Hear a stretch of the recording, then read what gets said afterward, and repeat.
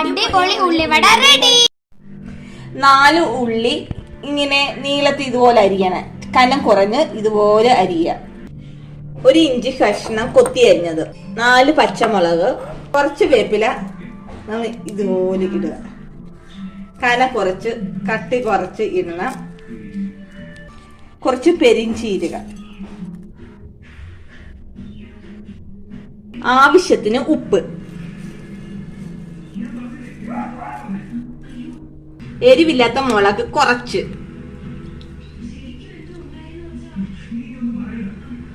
ഇതെല്ലാം കൂട്ടി ഇളക്കാൻ വേണ്ടി യോജിപ്പിക്കുകയാണ്. കടലമാവ് 2 ടീസ്പൂൺ, 2 ടീസ്പൂൺ മൈദാപ്പൊടി. ഈ സവോളയ്ക്കകത്ത് നല്ല വെള്ളം ഉണ്ടല്ലോ, വെള്ളം ഒന്നും ഒഴിക്കരുത്. നമ്മൾ നല്ലപോലെ കൂട്ടി തിരുമ്മിക്കണം. ഉടനെ തന്നെ ഉണ്ടാക്കണം, അല്ലെങ്കിൽ വെള്ളമയമാവും. ഉള്ളിവട ഉണ്ടാക്കാൻ നമുക്ക് ആവശ്യമായത് 4 സവോള, പിന്നെ ആവശ്യത്തിന് ഉപ്പ്, 3 പച്ചമുളക്, 1 കഷ്ണം ഇഞ്ചി കൊത്തി അരിഞ്ഞത്, അതുപോലെ റൗണ്ട് ചെയ്താണ് നമ്മൾ പച്ചമുളക് ഇടുന്നത്, കുറച്ച് കരിയാപ്പില ചെറുതായിട്ട് അരിഞ്ഞത്. ഇവയെല്ലാം ചേർത്ത് നല്ലപോലെ നമ്മൾ കൂട്ടിത്തിരുമാം. ഇച്ചിരി മുളക് പൊടി ഇട്ടു, എരിവില്ലാത്ത മുളക് പൊടിയായി 1 സ്പൂൺ ഇടാം. നമുക്ക് എരിവുള്ളതാണെങ്കിൽ കുറച്ചിട്ടു.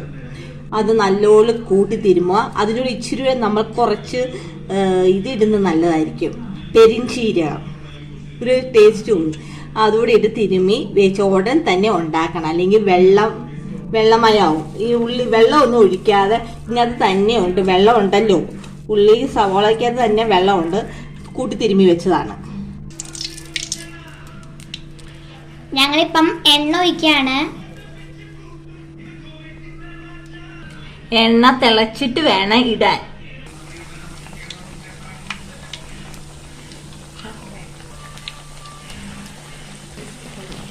നമ്മൾ ഇതൊക്കെ ഇപ്പം ഉണ്ടാക്കിക്കൊണ്ട് ഇടുക കേട്ടോ.